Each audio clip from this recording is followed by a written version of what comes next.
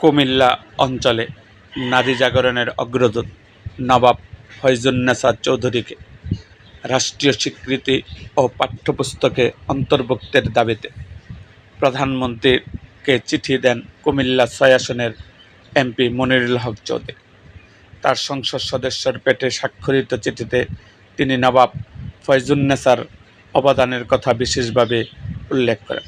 Monirul Haque Chowdhury MP চিঠিতে জানান, বিশ্বের একমাত্র মুসলিম মহিলা নবাব, নারীর শিক্ষার অগ্রদূত নবাব ফয়জুন্নেছা চৌধুরানী কুমিল্লা জেলার লাকসাম উপজেলার পশ্চিমগাঁয়ে আনুমানিক 1834 সালে জন্মগ্রহণ করেন। ধর্মভীরু তবে প্রগতিশীল এই নারী ছোটবেলায় গৃহশিক্ষকের নিকট আরবি, ফার্সি, বাংলা, সংস্কৃত এই 4টি ভাষায় দক্ষতা অর্জন করেন।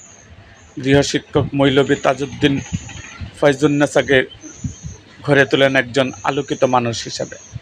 নবাব ফয়জুন্নেছার পিতা জমিদার আহমেদ আলী চৌধুরী ও মাতা আরফান্নেছা চৌধুরীর যক্ষা আক্রান্ত পিতাকে মাত্র 10 বছর বয়সে হারিয়ে তার পরিবার এক মহা বিপর্যস্তের মধ্যে পড়ে। 1860 সালের 26 বছর বয়সে আত্মীয় জমিদার মোহাম্মদ গাজী চৌধুরীর সাথে বিবাহ বন্ধনে আবদ্ধ হন। 11 বছর তাদের দাম্পত্য জীবনের এক পর্যায়ে মান অভিমান ও শর্তভঙ্গের কারণে দূরত্ব সৃষ্টি হয় এবং তিনি পৈতৃক বাড়ি পশ্চিমগাঁয়ের ফিরে আসেন। পিতার রেখে যাওয়া জমিদারির অংশ ও স্বামীর সম্পদের হিস্সা লাভের মাধ্যমে তিনি জমিদারির মালিক হন। পরবর্তীতে দক্ষ পরিচালনা ও আত্মবিশ্বাসের মাধ্যমে ন্যায়পরায়ণ, শিক্ষা অনুরাগী ও প্রজাহিতৈষী জমিদার হিসাবে দেশ বিদেশে ব্যাপক পরিচিতি লাভ করেন। নবাব ফয়জুন্নেছা চৌধুরানী 1873 সালে বেগম রুকিয়ার জন্মের ও 7 বছর আগে আমার নির্বাচনী এলাকা 254 কুমিল্লা 6-এর অন্তর্ভুক্ত কুমিল্লা শহরের প্রাণকেন্দ্র বাদুরতলায় ফয়জুন্নেছা ইংরেজি বালিকা উচ্চ বিদ্যালয় প্রতিষ্ঠা করেন। পাশাপাশি নানুয়া দিঘির পাড়েও একটি প্রাথমিক বিদ্যালয় প্রতিষ্ঠা করেন। এছাড়াও লাকসামে অবস্থিত নবাব ফয়জুন্নেছা সরকারি কলেজটি তিনি প্রতিষ্ঠা করেন। অসংখ্য স্কুল, মাদ্রাসা ও এতিমখানার প্রতিষ্ঠাতা হিসাবে তিনি অবদান রেখে গেছেন।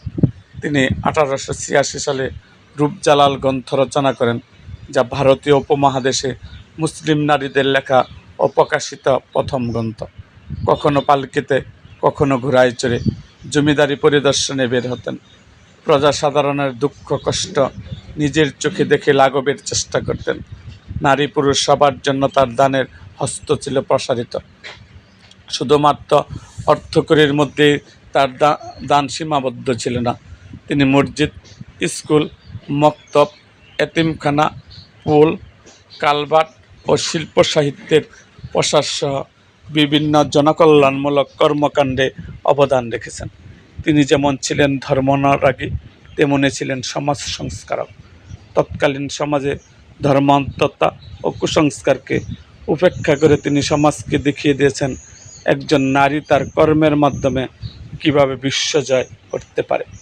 নবাব খেতাব প্রাপ্তির বিষয়টি তার অন্যতম দৃষ্টান্ত। তৎকালীন বিপুরার বর্তমান কুমিল্লা জেলার ম্যাজিস্ট্রেট মিস্টার ডগলাস একটি বিশেষ জনহিতকর কাজের জন্য অর্থ ঋণ চেয়ে বিভিন্ন জমিদারদের কাছে চিঠি পাঠান, কিন্তু এতে কেউ সাড়া না দিলেও ফয়জুন্নেছা চৌধুরানী 1 লক্ষ টাকা দেন। পরবর্তীতে মিস্টার ডগলাস এই ঋণের টাকা ফেরত দিতে গেলে জমিদার ফয়জুন্নেছা বলেন, ফয়জুন যা দেয় তা দান হিসাবে দেয়, কর্য হিসাবে নয়। ফয়জুন্নেছার এই উদারতার কথা ব্রিটেনের রাজপ্রাসাদেও আলোচিত হয়। মহারানী ভিক্টোরিয়া খুশি হয়ে এই মহিষী নারীকে 1889 সালে নবাব খেতাবে ভূষিত করেন। 1893 সালে হজ পালন করতে গিয়ে মক্কায় মুসাফিরখানা, নহরে জুবাইদা খাল পুণ্যখনন এবং মাদ্রাসায় সাওলাথিয়া প্রতিষ্ঠা করেন। মৃত্যুর পূর্ব পর্যন্ত তিনি মক্কা ও মদিনায় প্রতিষ্ঠিত এই ধর্মীয় প্রতিষ্ঠানগুলোর জন্য অর্থ সহযোগিতা পাঠাতেন। নিজ জমিদারির 14টি মৌজায় প্রাথমিক শিক্ষা প্রতিষ্ঠান তৈরির পাশাপাশি তিনি নদিয়া জেলা কৃষ্ণনগরে একটি শিক্ষা প্রতিষ্ঠান করেন বলে জানা যায়। এছাড়া কুমিল্লা শুধুমাত্র নারীদের চিকিৎসার জন্য তিনি প্রতিষ্ঠা করেন ফয়জুন জেনারেল হাসপাতাল, যা বর্তমানে সদর হাসপাতালের সাথে নবাব ফয়জুন্নেছা ফিমেল ওয়ার্ড নামে পরিচালিত হচ্ছে। মৃত্যুর পূর্বে নবাব ফয়জুন্নেছা জনকল্যাণে নিজ বাড়িসহ 297 একর সম্পত্তি ওয়াকফ রাহে-লিল্লাহ করে যান, সঠিক তত্ত্বাবধানের অভাবে যার অধিকাংশই এখন বেদখল হয়ে গেছে। 1903 সালের 23 সেপ্টেম্বর 69 বছর বয়সে তিনি পরলোক গমন করেন। 2017 সালে নবাব ফয়জুন্নেছা চৌধুরানীর পশ্চিম গায়ের বাড়িসহ 4.54 একর জায়গায় গেজেট প্রজ্ঞাপনের মাধ্যমে ভূতত্ত্ব সম্পদ হিসাবে ঘোষণা করা হয়, যাতে 2023 সালের 6 নভেম্বর থেকে জাতীয় জাদুঘরের নবম শাখা হিসাবে নবাব ফয়জুন্নেছার জমিদার বাড়িতে জাদুঘরের কর্মকাণ্ড চলমান আছে। 2004 সালের তৎকালীন মাননীয় প্রধানমন্ত্রী বেগম খালেদা জিয়া নবাব ফয়জুন্নেছাকে মরণোত্তর 21 পদক প্রদান করেন।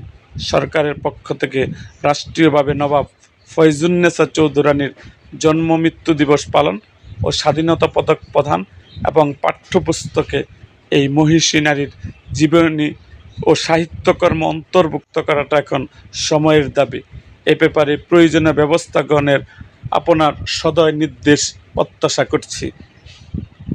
এরকম আরও ভিডিও পেতে এবং রাজনৈতিক অঙ্গনের নানা ঘটনার ইতিহাস জানতে আমাদের মুক্তাগাছার ইতিহাস মিডিয়া ইউটিউব চ্যানেলটিকে সাবস্ক্রাইব করুন এবং পাশে থাকা বেল আইকনটি বাজিয়ে দিন।